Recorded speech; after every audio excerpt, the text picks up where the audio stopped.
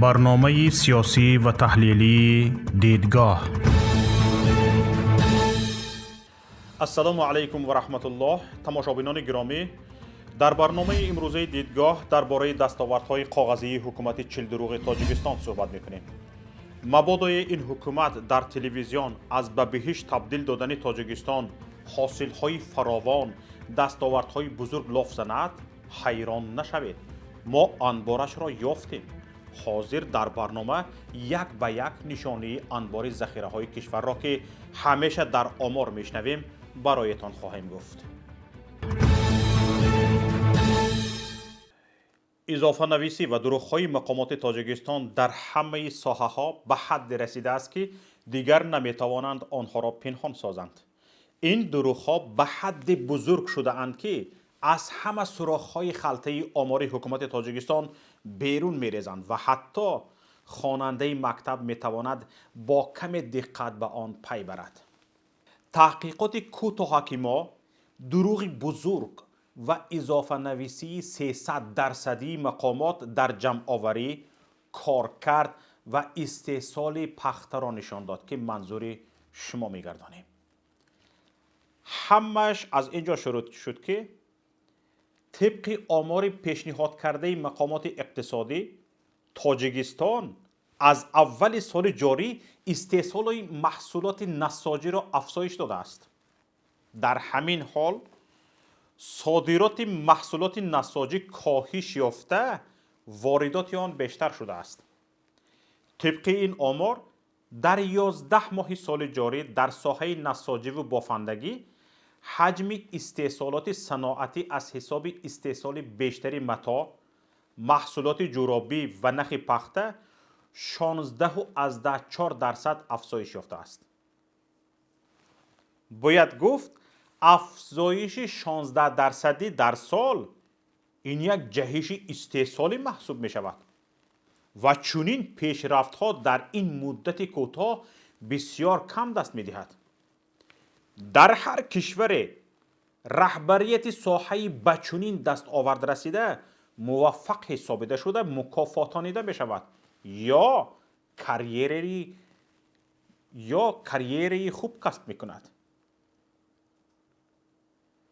چنین موفقیت نه تنها جایهای کاری بیشتر طلب می کند بلکه صادرات را افزایش یا واردات را کمتر کرده باعث می شود اسعار بیشتری به کشور وارد شود یا در کشور باقی ماند.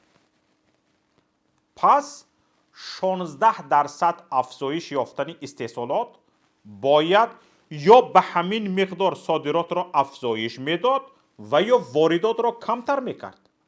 همطوری البته راهی سوم هم وجود دارد. افزایش استحصال متاع، استحصال لباس و دیگر محصولات از آن آماده شونده را بالا میبرد و یا طلبات آن ساحه به محصولات وارداتی را کمتر میکند. در این صورت باید استحصال این گروه محصولات افزایش یابد و یا واردات کمتر شود. اما معلومات های داده های مقامات واقعیت دیگر را نشان می دهند. برای مثال صادرات محصولات نساجی در 11 ماه سال گذشته 170 میلیون دلار را تشکیل داده است که 3.5% کمتر از سال گذشته می باشد. از این برمی آید که کارکرد محصولات نساجی در داخل کشور قریب 20% افزایش یافته است، چون 16.4% افزایش استحصال و 3.5% کمشوی صادرات تنها از همین میتواند گواهی دهد.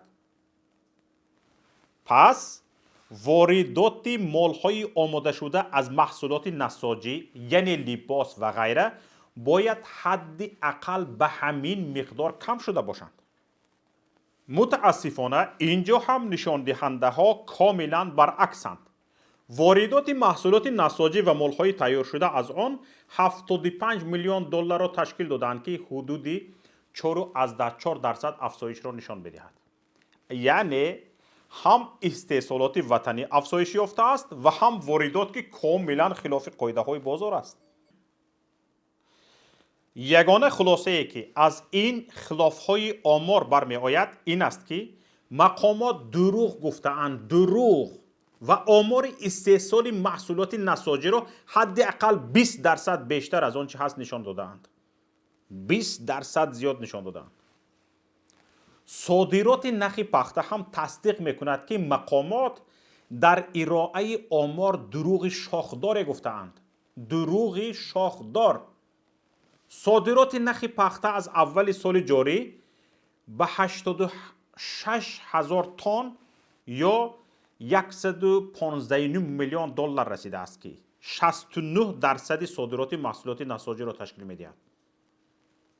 نسبت به همین دوره سال گذشته 6.4% یعنی افزایش یافته است. طبق گزارش خبرگزاری اوستا، تاجیکستان در 11 ماه 86,000 تن نخ پخته صادرات کرده است. اگر ماه دکبر هم صادرات با همین شکل ادامه کرده باشد، پس سالانه حدودی 94,000 تن می شود.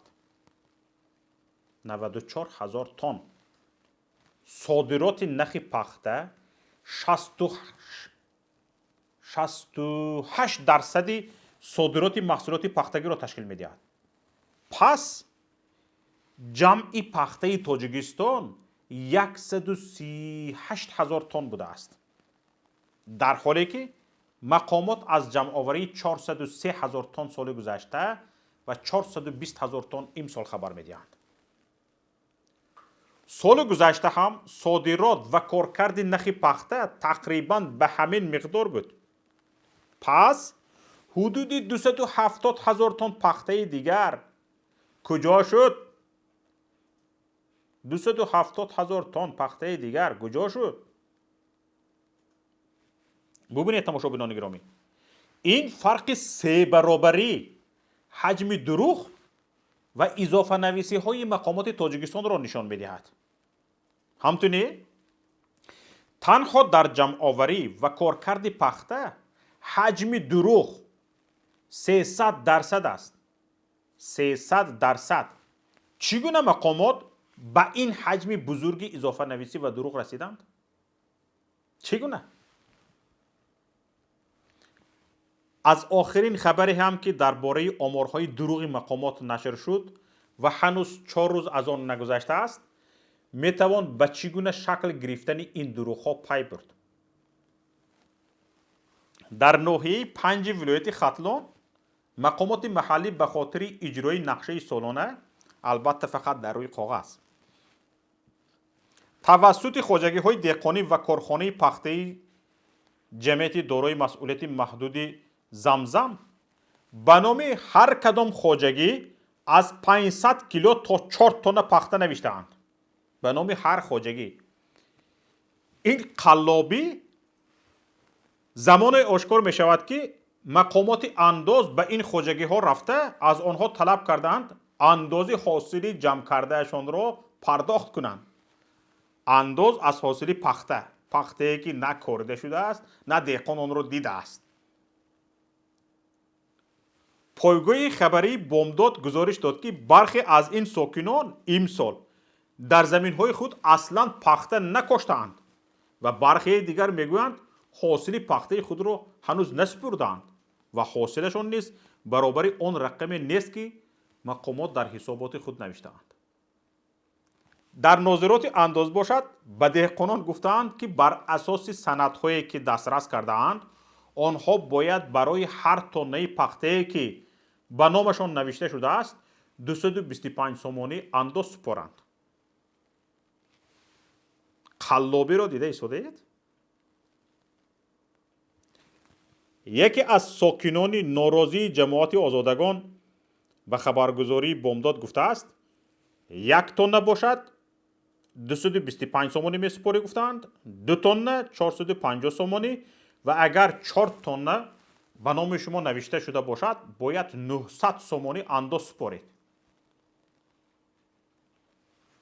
از پیش خودشان روی خط خواجگی های دهخانه روی استول آورده‌اند به نام فلانچی 2 تن، به نام فلانچی 4 тонна به نام فلانچی 500 کیلو نویسه میخیل فرو آمده‌اند باز از پیش خودشان به ناظرات انداز گزارش دادند که همین خواجگی ها همین قدری پخته سپردند گفته بعد ناظرات انداز رفته است به در سویبان خواجگی های دیخانی گفته است انداز سپرید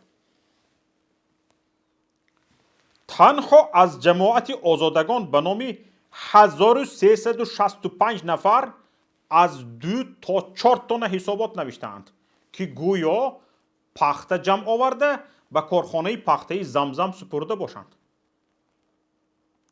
اما بسیاری ها امسال اصلا پخته نکاریده بودند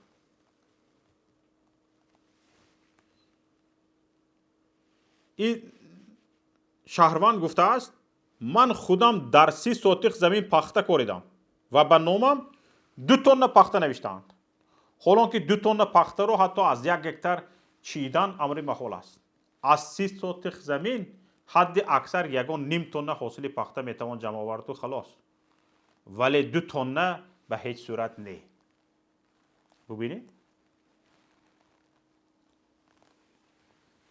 قلابان منصبدار چگونه مردم را فریب میکنند و شما کی را فریب میکنید بجز خودتون همین حسابات شما به کی لازم است بجز خودتون و بجز پیشوایتون به کی لازم است همین حساباتتون کی پروای حسابات شما رو دارد که چند کیلو پخته چیدید و چند کیلو نچیدید در شرکت زمزم به ساکنان ناراضی گفتند که با امر رئیسان جماعت ها به نام هر نفری که خواجگی دیخانی دارد پخته نوشتند رئیسان جماعت ها امر دادند نوشتند برای چی رئیس جماعت به رئیس ناحیه گزارش میدهد دروغ رئیس جماعت رئیس ناحیه رو فریب میکند رئیس ناحیه کی رو پیشوایش رو پیشوایش میدوند که فریب خورده ایستاده است هیچی نمیگوید برای چی برای اینکه همین فریب رو همین پیشوایش امر داده است که میخواد مرا فریب تی حالا طبق همین خبر مسئولان جماعت آزادگان یعنی همین حکومت داران از ساکنان میگریزند مقامات انداز اصرار میکند که چون در سندها چنین مقداری حاصل پخته به نامشان نوشته شده است باید انداز آن را سپارند برای مقامات انداز چه فرق دارد که حکومت قلابی کرده است یا نه حجت آمده است باید اندازه را سپاری بیچاره دیخون از کجا مییابد برای آنها فرقی ندارد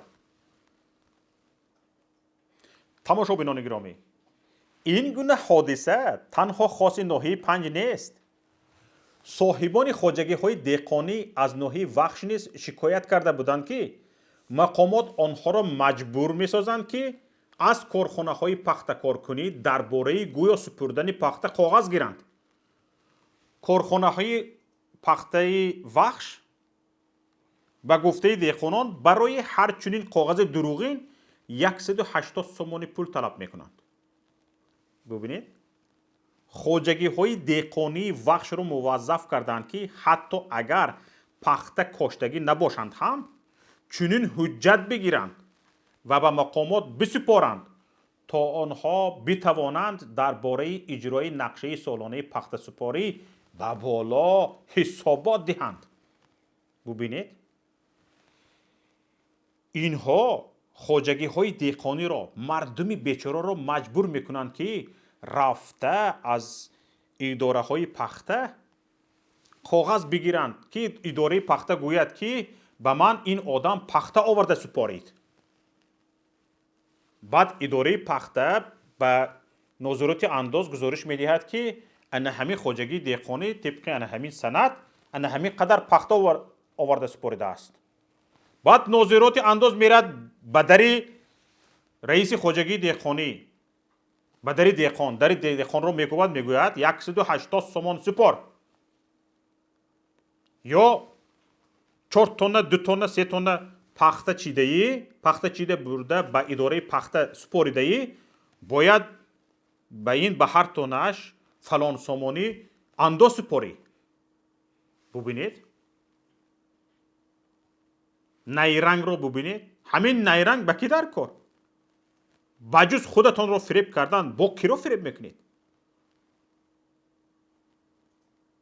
و ببینید، تنها در یک جماعت ناحیه 5 به 1365 نفر ورقه دروغین پر کردند که گویا از نیم تا 4 تن پخته سپردند. 1365 نفر. اگر به حساب میانه به هر خواجگی 2 تن پخته نوشته باشند، پس در عموم بیش از 2700 تن اضافه نویسی کردند. در یک جماعت، یک ناحیه. تصور کنید که در تمام کشور چقدر اضافه نویسی صورت میگیرد. این دروغ مسئولین جماعت آزادگان ناحیه 5 با احتمال خیلی زیاد اولین نیست و اگر مقامات انداز به سراغ خواجگی های دهقانی نمی آمدند، آخرین هم نمی شد. طبق اطلاع یک تاجر از این ناحیه، هنوز 6 سال پیش مقامات این ناحیه همین کار را انجام میدادند. حالا 6 سال پیش از این تاجر به ما گفت که در 5 هکتار زمین او که اصلا پیاز کاریده بود، مقامات 15 تن پخته نوشته بودند. 15 تن پخته، در حالی که حاصل پیازش را هم قریب 2 برابر ثبت کردند.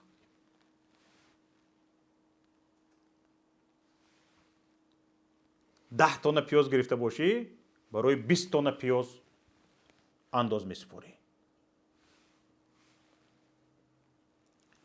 به 2700 تن اضافه نویسی مقامات جماعت آزادگان شاید در 10 سال رسیدند. سال اول به حاصلی بوده 10% علاوه کردند تا افزایش نشان دهند. سال دوم مجبور شدند 20% علاوه کنند، چون باید از سال اول بیشتر نشان میدادند. کم نشان دهند گپ میشنوند، با بیشتر نشان میدهند دروغ را. همین طور رقم بالا رفتن میگیرد. در همین خیل همین طور رقم بالا رفتن میگیرد، خودی استحصالات کم شدن و نتیجه این شده که فرق آمار از واقعیت به 3 برابر رسیده است. 3 برابر. زیاده نویسی و دروغ‌های مقامات درباره افزایش استحصالات یا هر آمار دیگری چیزی نو نیست. مشاهدین عزیز، هفته یا حداقل ماه نیست که یکی از چنین دروغ‌های شاخدار وزارت، کمیته یا نهاد افشا نشود. گاهی حتی رسانه‌های دولتی به افشاکاری‌های در این سمت دست میزنند. متاسفانه اضافه نویسی تنها در استحصالات نیست. بیشتری گزارش های مقامات درباره تأسیس کارخانه و کارگاه ها هم دروغ است. دروغ است. مقامات محلی قبل از سفر رئیس جمهور به منطقه اشان 10 اصول فریب و دروغ را پیدا می کنند تا از بنیاد کارخانه یا کارگاه گزارش دهند و بیشتری این کارخانه ها برابر کنده شدن پای پیشوایشان از فعالیت می مانند. پیشوا رفت، کارخانه هم گم می شود، نام و نشانش نمی ماند. تماشابینان گرامی، اکنون فهمیدید می انبار ذخیره های حکومت تاجیکستان در کجا بوده است؟ در ژاستکی دیسک کامپیوتری اگنتی آمار. تمام و سلام. هر دستاوردی که در تلویزیون میگویند در یک صحیفه می نویسند و در خزینه الکترونی اگنتی آمار ذخیره می کنند. این را میگویند جمع آوری حاصلات و افزایش صادرات. این بود تحلیل امروزه ما. با امید دیدار در روز دیگر، یکایک شما را به الله پاک میسپارم. تا دیدار، الله نگهدار. برنامه سیاسی و تحلیلی دیدگاه.